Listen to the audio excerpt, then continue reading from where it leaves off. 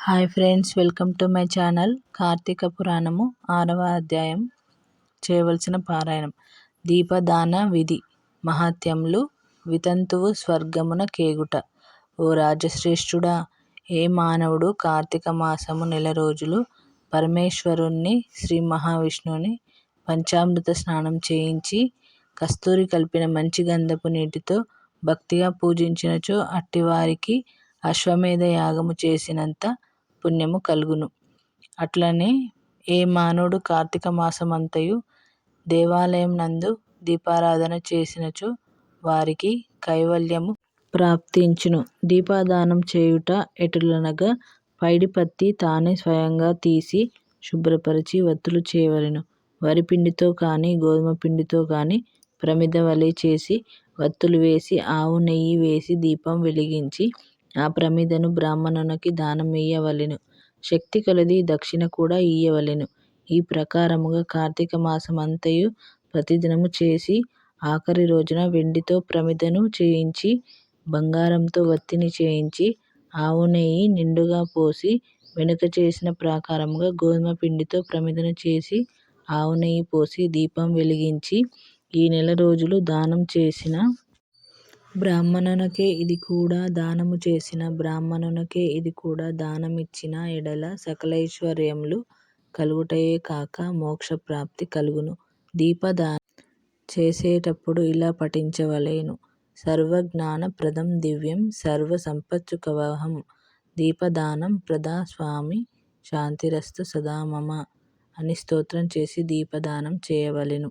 దీని అర్థమేమనగా అన్ని విధముల జ్ఞానం కలుగజేయనదియు సకల సంపదలు నిచ్చునదియు ఈ దీపదానము చేయుచున్నాను, నాకు శాంతి కలుగుగాక అని అర్థము.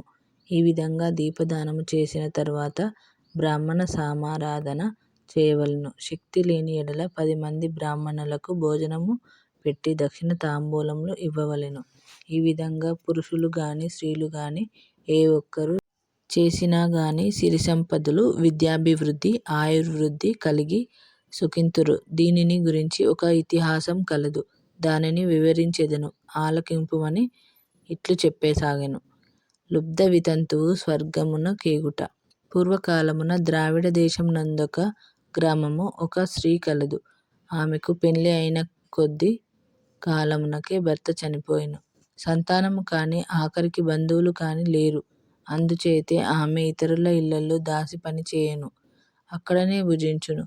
ఒకవేళ వారి సంతోషము కొలది ఏమైనా వస్తువులిచ్చిన ఎడల ఆ వస్తువులను ఇతరులకు పెచ్చు ధరకు అమ్ముకొనుచు ఈ విధముగా తన వద్ద పోగైన సొమ్మును వడ్డీలకు ఇచ్చి మరింత డబ్బును కూడబెట్టుకొనుచు దొంగలు దొంగిలించి తీసుకువచ్చిన వస్తువులను కూడా తక్కువ ధరకు కొని ఇతరులకు ఎక్కువ ధరకు అమ్ముకొనుచు సొమ్ము కూడబెట్టుకొనుచుండేది.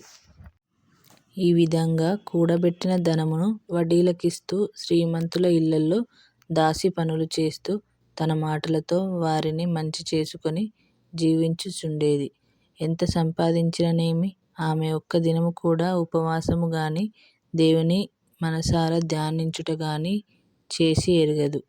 పైగా వ్రతములు చేసేవారిని తీర్థయాత్రలకు వెళ్ళేవారిని చూసి అవహేళన చేసి ఏ ఒక్క భిక్షగానికి పిడికెడు బియ్యము పెట్టుట తాను తినక ధనము కూడబెట్టుచుండేది. అటులా కొంతకాలము జరిగెను. ఒక రోజున ఒక బ్రాహ్మణుడు శ్రీరంగంలో శ్రీరంగనాయకులను సేవించుటకు బయలుదేరి మార్గం మధ్యమున ఈ స్త్రీ ఉన్న గ్రామమునకు వచ్చి ఆ దినమున అక్కడొక సత్రములో ఉండెను. అతడా గ్రామంలోని మంచి చెడ్డలను తెలుసుకొని ఆ పిసినారి స్త్రీ సంగతి కూడా తెలుసుకొని ఆమె కాడకు వెళ్ళి, అమ్మా, నా హిత వచనమును లాలకింపుము. నీకు కోపము వచ్చినా సరే నేను చెప్పుకున్న మాటలను ఆలకింపుము. మన శరీరములు శాశ్వతము కావు, నీటి బుడగల వంటివి. ఏ క్షణములో మృత్యువు మనలను తీసుకుపోవునో ఎవరూ చెప్పలేరు. పంచభూతములు సప్తధాతువులతో నిర్మించబడిన ఈ శరీరములోని ప్రాణము జీవము పోగానే చర్మము మాంసము కుళ్ళి దుర్వాసన కొట్టి అసహ్యముగా తయారగును.